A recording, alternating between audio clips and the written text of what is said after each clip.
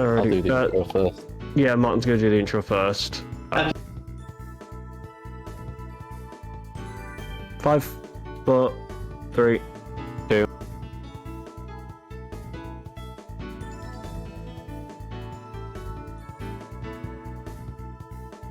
Good afternoon. We are back here at FAST-ATHON 2025, raising money for Able Gamers, a charity that supports people with physical and other disabilities to help them get into gaming via custom peripherals or even just other face-to-face resources. I'm trying to think of words. Anyway, we have got Mario Kart Double Dash with Ozokerite. Take us away. Alright, testing. Hello there. Ozokerite here, she, her pronouns, voicing the PNG tuber Pingsu, also she, her pronouns. Hello to those of y'all I see in the chat from my regulars. It's nice to have y'all here today. Now then, we have, today we have Mario Kart Double Dash, All Cup Tour Pacifist Percent, and that is a category that is all 16 tracks done in a mostly random order. The first and last tracks are always the same, but the 14 in between are randomized. And for the category, I have demapped my item buttons. I cannot use my items to defend myself or to slow down my opponents. Then there are a few tricks I can do to avoid getting hit by items, but even then, they're not really guaranteed. Let me know when you want me to start moving buttons on my screen. No, you're good to go as soon as you're ready. Yeah, no worries. If there's any questions you got about the category before we start, I'm more than willing to answer them. But yeah, I'm willing to start whenever you are. Let's get going. Alrighty. Now then, we didn't quite hit the incentive, so we are doing 150cc. Don't worry, you're getting mostly the same experience. Mirror mode does make the CPUs a bit harder, which would have been funny, but you're still seeing all the tracks, you're still seeing all the shenanigans. Just the right way around. Yeah. Alright. You got it visible on, the, stream layout? Yep, you're all visible, you're all good to go. Okay, I'm just making sure, because, I had the Twitch thing on in the background, and it wasn't updating in real time for me. It, froze, and I didn't see. Fine. Yeah, no worries, I just was paranoid about, messing it up. Anyways, time will start when I hit the OK button, which is a confirmation button on this screen. And it will end when I cross the finish line on Rainbow Road, which is the 16th track. Time starts in 3, 2, 1, go. Now then, like I said, 2 tracks are always the same. Luigi Circuit at the beginning and Rainbow Road at the end. The rest of them are kind of random in the middle. There is no rhyme or reason to them. It's the reason I can't use splits in this category, which is a blessing and a curse. Because it means I don't micromanage myself. Whoop. Anyways, That also means, I was going to say, that also means that splits are completely useless, because if you've got different tracks in different orders, you're never going to get the same time. Oh yeah, no. In each section. Exactly. You keep best of for each track, but that's basically just time trials with a fancier coat of paint. I do a 100% category sometimes that has actual splits because you can do it by cup, but not this category. You saw earlier one of the main tricks I'll be using this run, which is the red shell dodge. By timing a power slide when the red shell is trailing behind you, I like to say, well, I can't dodge that. Anyways, when a red shell hovers behind you, you can do a power slide to get out of its path, and it will zoom behind you.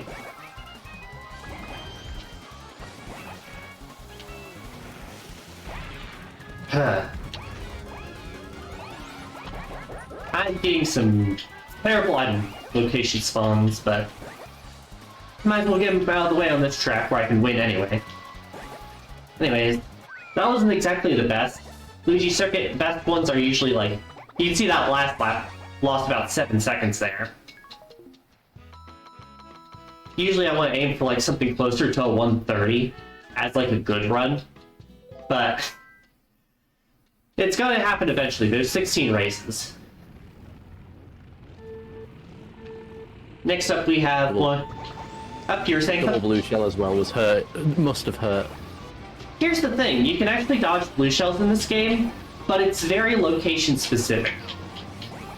I need the... Up there's the map. Anyways, you need to be in the right spot on the track in order to dodge a blue shell, because you can't do it without a frame perfect mini turbo, and if you're on a straightaway, sometimes that just ain't happening. What are you doing, Ozo? Give me a moment, guys. Smack everything that moves. Carefully.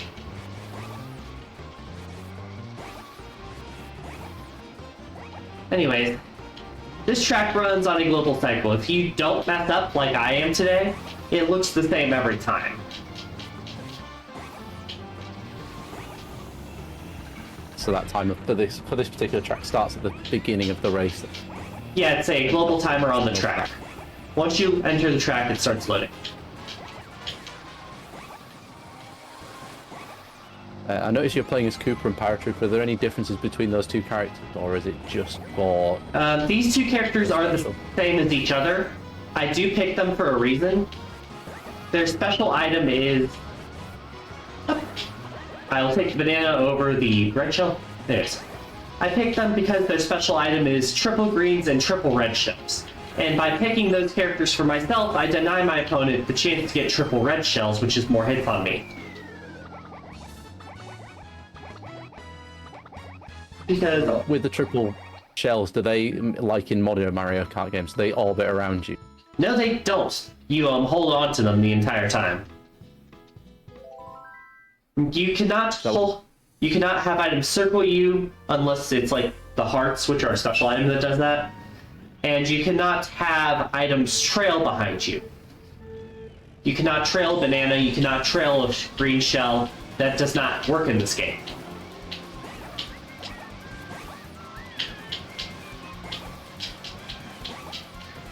To my knowledge, it's one of the only games that you can't do that in.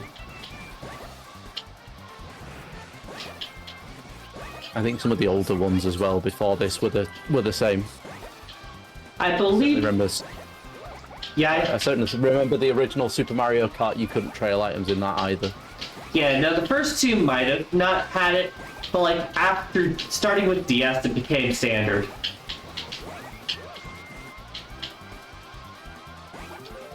That was kind of part of the reason why I was almost questioning in your intro that you've disabled your item use button. So I'm just wondering if the trailing was a viable defensive strategy. It is not. That's it.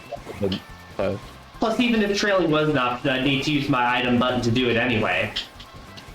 Yeah, I suppose as long as I suppose then the rules around pacifist would need some serious reworking if you could use items to defend yourself but not attack. You just saw an example of what I was talking about with the blue shell dodge. By executing a literal frame perfect mini turbo, you can actually dodge the blue shell because it darts for where your cart was, not where it is.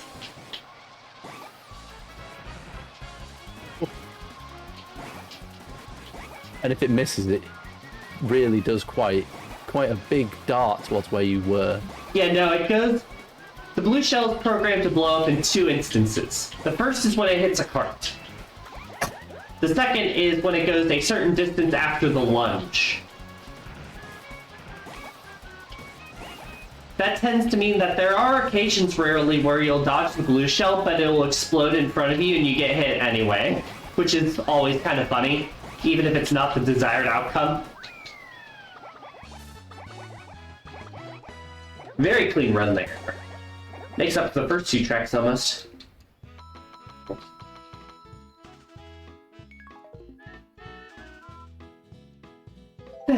This run has very little downtime in it. Everything in between races you can mash through, like the cutscenes in the dialogue boxes, showing your status and stuff.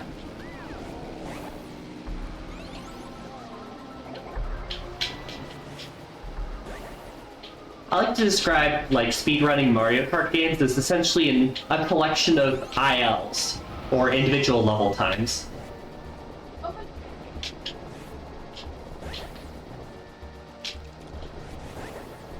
Got one of the later tracks early. This is normally the next to last track if you're going through cut by cut. Rainbow Road is the ultimate test of kart control. I like to call Bowser Castle the ultimate test in hazard avoidance. And you're gonna see a trick here. Whenever you see me swing to a side while falling, I will fall quicker. This is a technique known as fast falling. Whenever I'm in the air, being in the air in this game is slow. You cannot trick, you cannot do anything fancy to get speed in the air. So by holding left or right and the drift button, you can fall faster.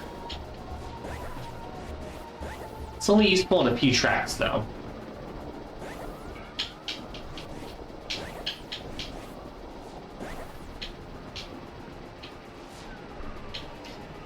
I will say there are some parts where you have to be careful of where you use it though.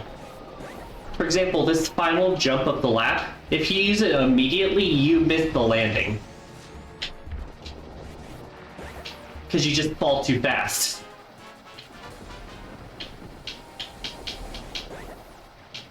Alrighty.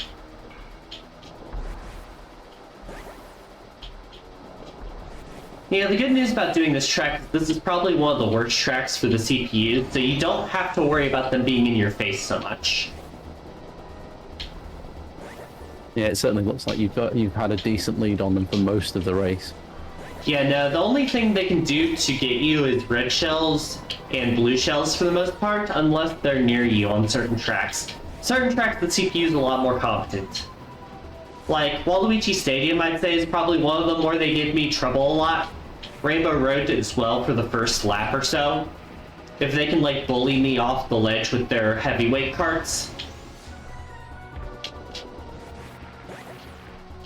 That might be my cleanest run of Bowser Castle so far. 354s, let's go.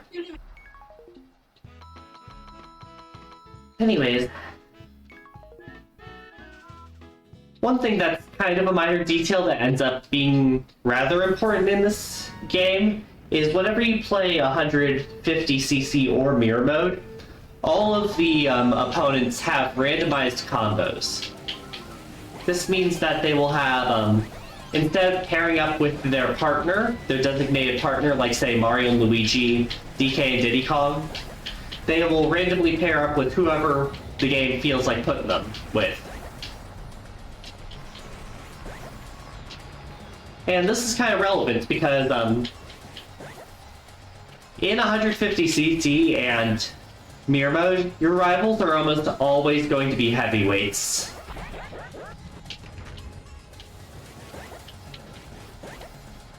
Now then, So it means you've got to contend with things like the giant shell from one of the Bowsers and the giant egg from Birdo or Yoshi at the start. ah, a bit too early. You saw it adjust the path there. Blue shell. Oh yeah, I forgot to mention, this game doesn't have any of the fail-safes that later games have. Blue shells can come consecutively, and they can come with the first item box. There is no cooldown after a blue shell or a lightning. They come whenever they feel like. Feels a little bit mean. It can be, but that's also what makes it fun. You're never going to get the same race twice on these games.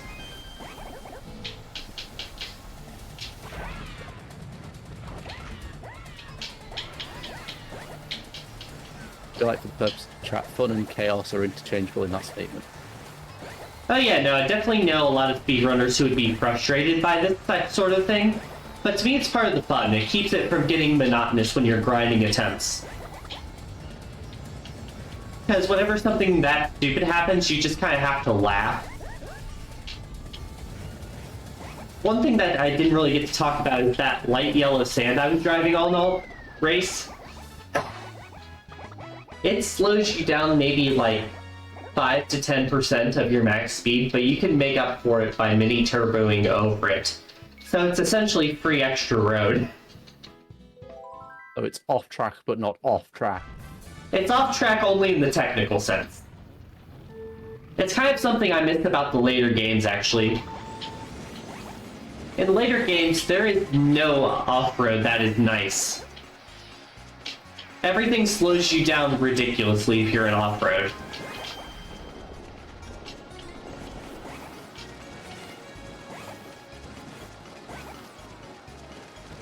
Speaking of roads acting differently, hello there, iTrack. Nice to meet ya. I say, Yeah. rehashing a joke for the 20th time.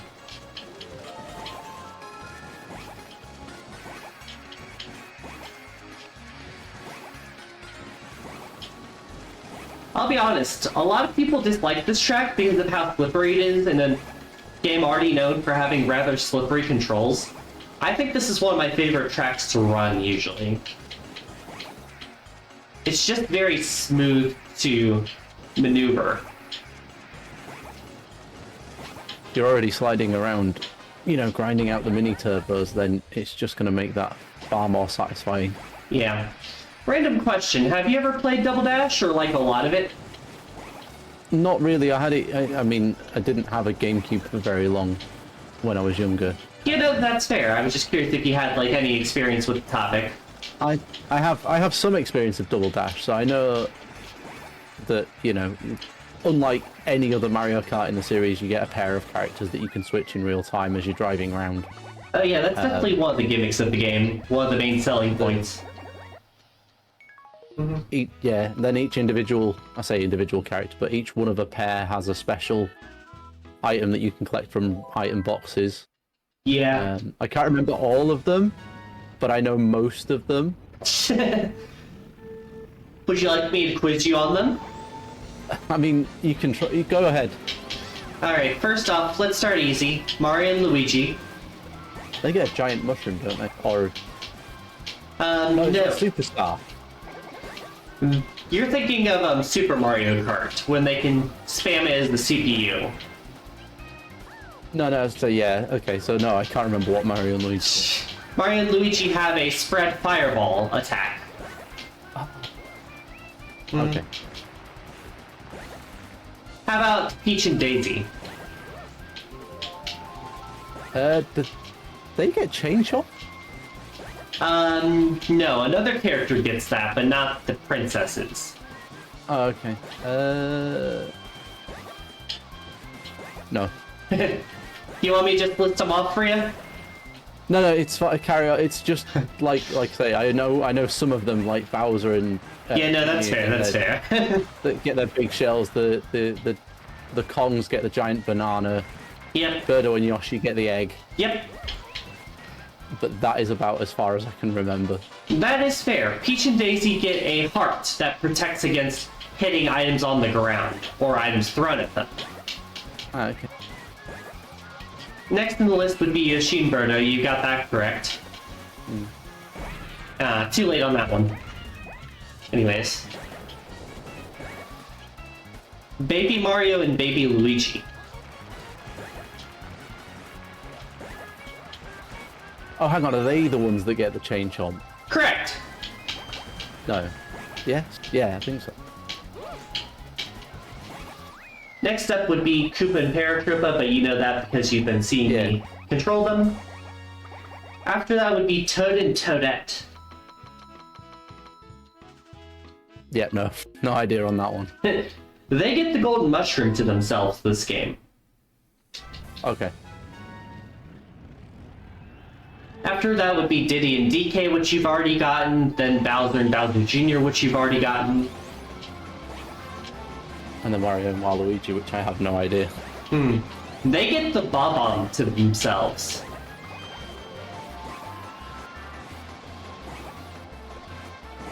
Anyways, wish me luck in the Baby Park chaos. Case in point. FAST-ATHON.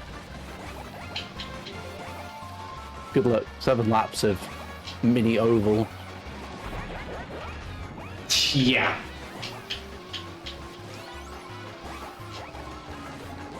And then there's one more pair I want to ask you about. What items do Petey Piranha and King Boo get? I didn't even know they were playable characters in this one. You have to beat the Mirror Mode Star Cup to do that. Ah, okay. That would be why I didn't know they were playable characters. Yeah, no, that's fair. Would you like to guess?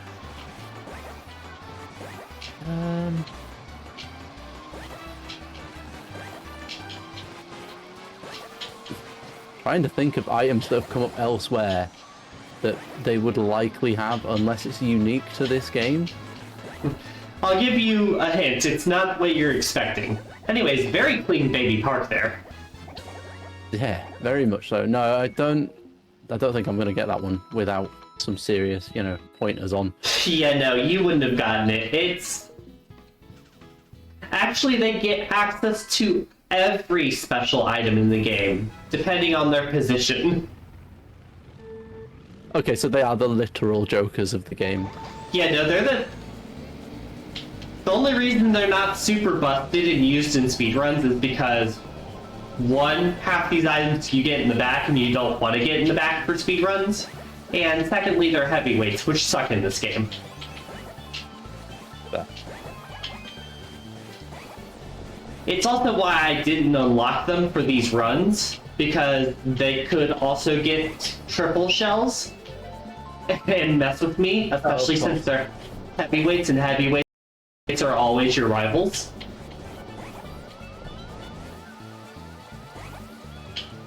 Dodge the red shell there. Dodge the blue shell, combo breaker, let's go.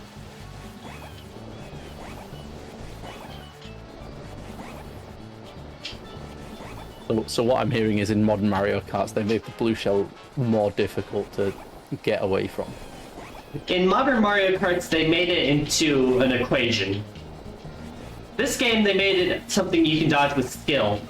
In Mario Kart 8 Deluxe, Wii, etc., it's either get the right item or get out. Gotta have a super horn, gotta have a mushroom, gotta have a star or something else smuggled up there. Very clean race on that track, too. But if you don't have the right items, you are not dodging a blue shell in the newer games. This is like the last game where you can dodge it like that, unless DS has it, and I'm unaware. I must admit, Mario Kart sort of crept by me over the years because I played the original. Showing my age now. I played the original, played 64, then skipped everything up to 7. Hey, whatever works for you. Anyways, you'll notice this track is a good example of avoid the ramps if you can. Luigi Stadium. Yeah, no, this is one of the tracks that tends to be my kryptonite. For some reason, I just always have the roughest races here.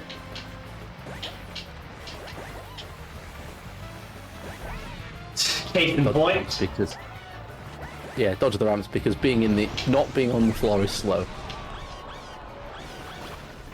Like a good lap on this track is like 40 seconds. That was 46.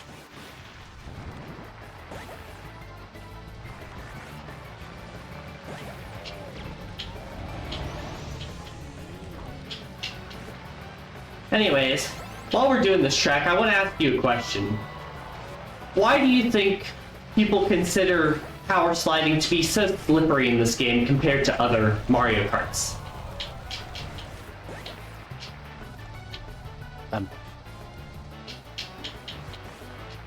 Is it just because the kart seems to drift wide? I say wider, but the angle of the kart is wider as you're drifting. The karts in Mario Kart Double Dash have what I like to call rear wheel drift. Whenever you drift in this game, your kart swings outward by the back two wheels. Whereas in every other Mario Kart, they focus on the front wheels. And that catches a lot of people off guard, especially if they're used to other Mario Kart games. That being said, it's actually one of our best tools in our toolkit for this run, because it means that you can swing around banana peels that are directly in front of you. Banana peels, fake item boxes, green shells that are stationary. If you have a reaction time, you can swing around a lot of hazards in this game with just a drift.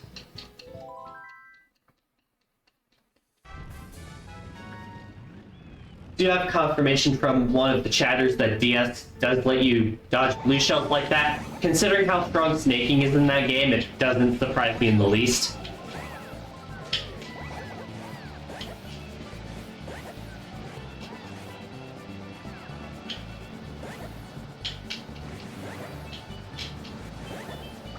Currently we're on Daisy Cruiser, and this track has a gimmick of the ship rocking back and forth, which means that items and the tables in this little dining room back there sway from side to side on a periodic basis.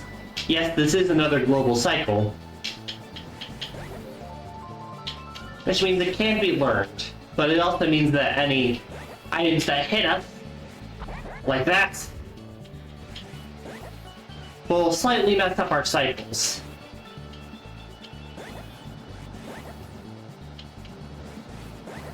That being said, if you're expecting your cycles to remain intact in a Mario Kart game, that's on you. Especially for Grand Prix.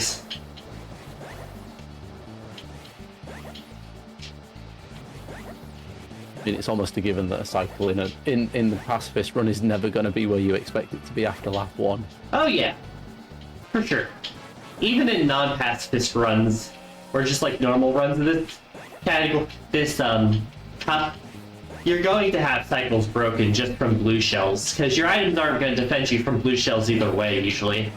It's true. We don't have super horns yet, and the mushroom isn't a guarantee. Dodge the red shell. I mean, when you're in this far in the lead, as far as modern Mario Kart games go, the only guarantees are coins and shells or banana peels. Yeah, we don't have the coin plague yet, luckily. That was pretty close to what I consider a really good run for the track. Every track has what I like to call a benchmark time, where it's like, I better at least get this time or better, if I want to consider it like not like a mistake of a race. And it has like a good time, where it's like, I would be happy if I got this time on the track. For example, the benchmark on this track, Mushroom City, the second of 2 traffic levels and the more difficult one, my benchmark is 2 minutes, but my goal is closer to 1:55.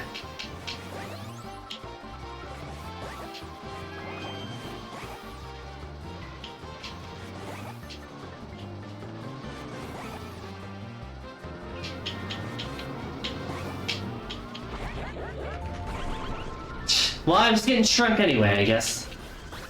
Would have preferred dodging the red shell, but doing so would have required me hitting the bus, essentially.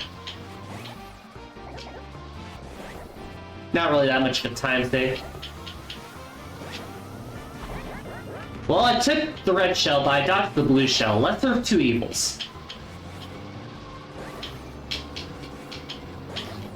Getting targeted by a red and a blue shell in this game is essentially like having overlapping attack patterns in like a bullet hell game with terrible game design. And it's just like, cool.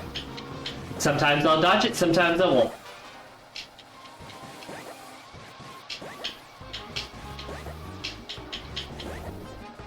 I will say this is probably a really good category for a lot of people to try if they want to get into Double Dash speedrunning. because one of the biggest mistakes people make when they get into Double Dash speedrunning or Mario Kart in general is they have the tendency to be like, I want to use my item. I want to use my item now. Using my item now means that it hinders the opponent behind me, and that's good. When in reality, your items need to be used for protection, and sometimes it's better to hold on to an item so that you don't put it where the opponents don't go and you just hit yourself the next lap.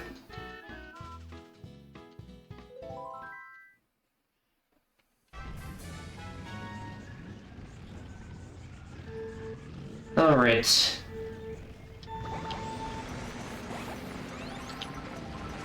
Those of you who know this track know that there's a pretty big shortcut on the track near the end of a lap.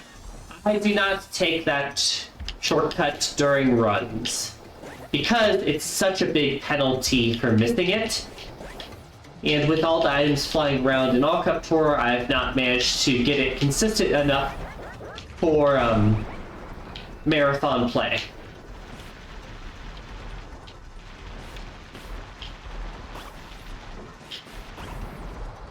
Yeah, you can cut off this entire final hairpin by angling your cart correctly. Yeah, no, the bridge is one of the few places where it's like you're not dodging a red shell. It aims at you on the bridge unless you're falling off. And falling off is just worse. I will say you'll be seeing me do some quick falling here. Fast falling, whatever you want to call it. There's like a few terms the community uses, but none of them are really official for it. Mainly on the mountain. The mountain has some big jumps if you take the wrong lines.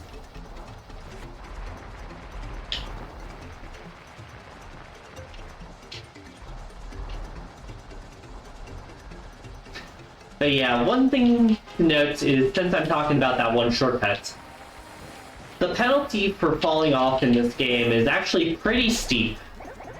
It's pretty steep, I'd say, until like Mario Kart 7 and 8. Definitely 8. In this game, if you fall off, you lose a good 5 or 6 seconds, I'd say. It's brutal.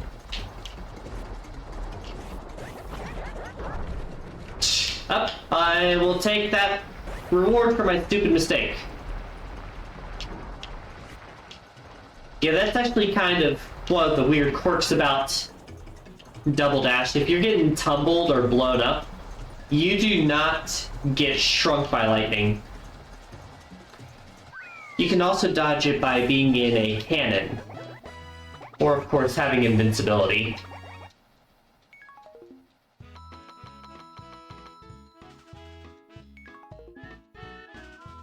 We're actually getting pretty close. We only have 3 more tracks left.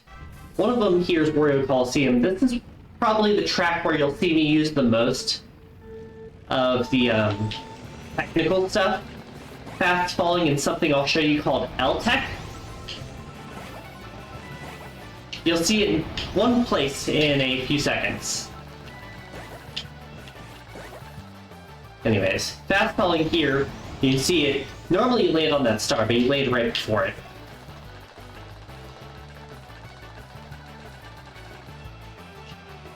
What you saw there, how I kept the yellow drift and it kept looking like it was restarting because it was. That is L-Tech. It essentially allows you to turn a bit sharper in exchange for constantly mashing the other drift button, because there's 2 drift buttons in this game, the L and R buttons. By mashing the L button, you essentially continuously start new drifts, and that makes your car turn sharper every time that happens.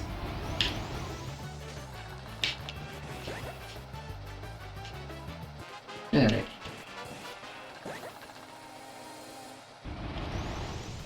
Yeah, unfortunately we haven't figured out anything we could call W-Tech, so we're just stuck with L-Tech.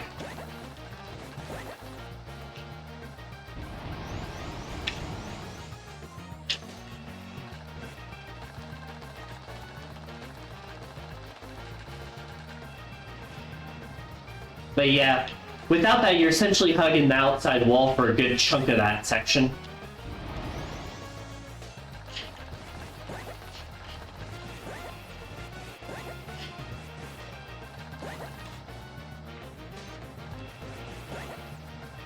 That technique almost feels like it needs a name like the Fast and the Furious Wario Drift.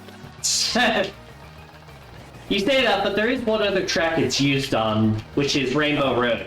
There's a spiral red at the end we can do it on. Oh, yeah. You joke, Chatter, but there is actually a technique known as R-Tech. It's just a lot harder, and I haven't quite gotten it down yet.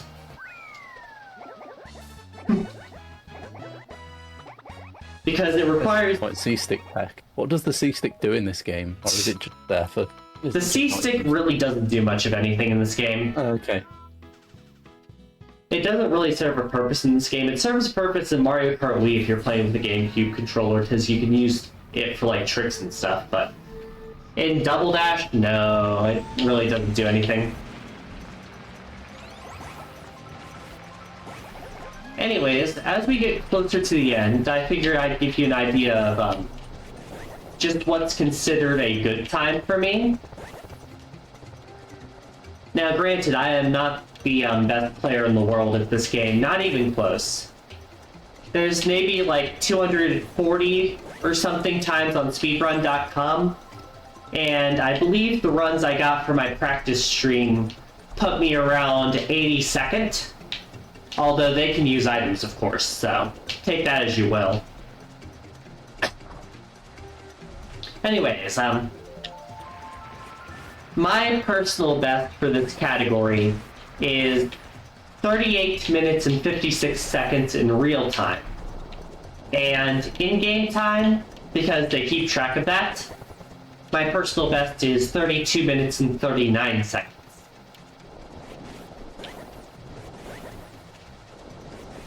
The in-game time is just the calculation of all your race times then. Yeah, it's just all the race times combined together. It skips all the loading.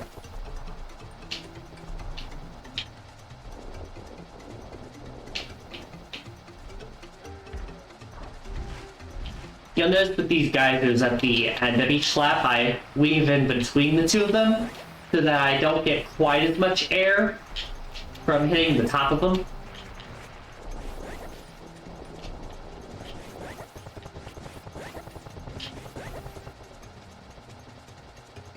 Yeah, because there's no bonus for being off the ground, is there? So there's no air tricking, there's no air turbos for that, so... Yeah, no, air tricking didn't come around until Mario Kart Wii. Even then, tricking is still slower in a lot of parts in that game, but it's definitely slower in this game.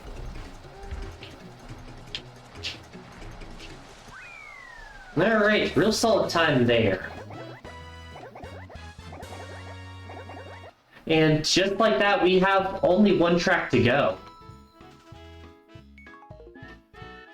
As we enter this track, I will remind you that first off, most of the difficulty on this track comes from, do I get bumped off the track by a heavyweight on lap 1? And that time will end when I cross the finish line on this track.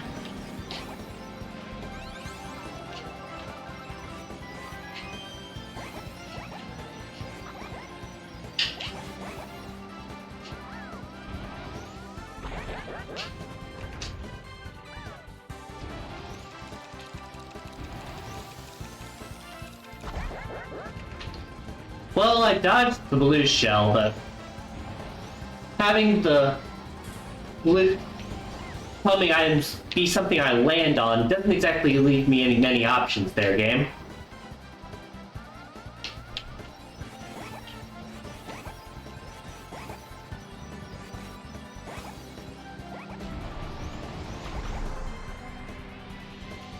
Fun fact in the category.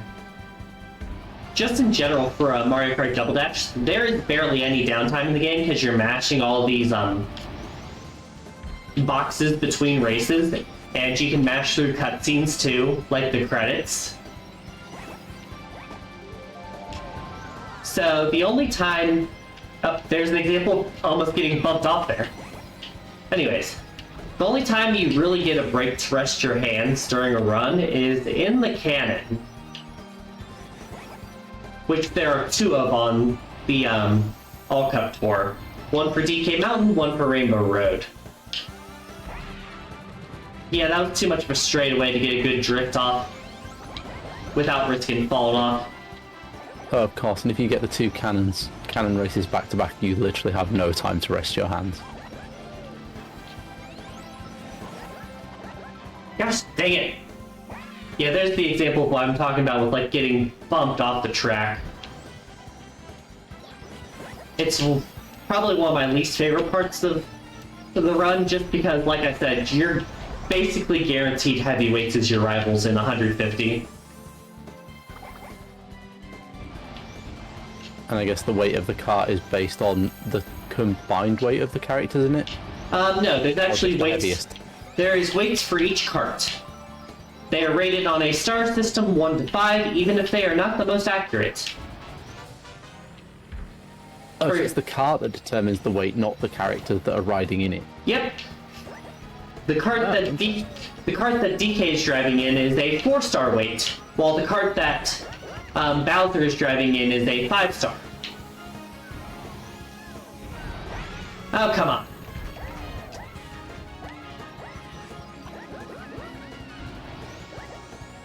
Yeah, no. This track is so reliant on, can I separate from my heavyweights so I can actually drive safely? And I still need to figure out how to do that more consistently, honestly. I guess this is the portion of the race where you wish it wasn't pacifist. Probably the most out of any track, yeah.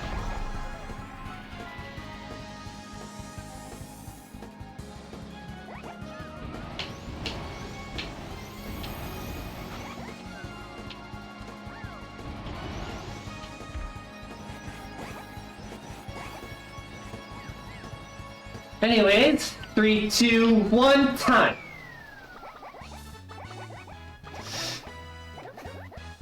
Well done. Thank you, that was rather messy of an end. Still better than... Love that floor clip. Yeah, that was a new one for me. You can save yourself if you fall off on those like little corners if it's barely, but that was a new. At least for me. I mean, you know, floor clipping is still quicker than falling off, right? I suppose so. Anyways, what was my time today? 38:55. That's a PB by a second. Hey. Well done. Thank you, thank you. Hopefully I didn't bore you with like all of my rambling. I do tend to ramble a lot during these runs, which is why I like to ask the host in case they like to ask their own questions.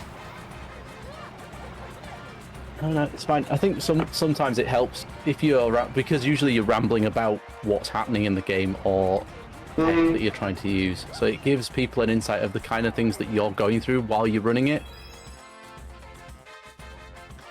32:30. That is 9 seconds better than my personal best on that one. I must not have been matching as well in the in between sections if there was a 9-second difference there. But no, congratulations on an RTA and IGT PB.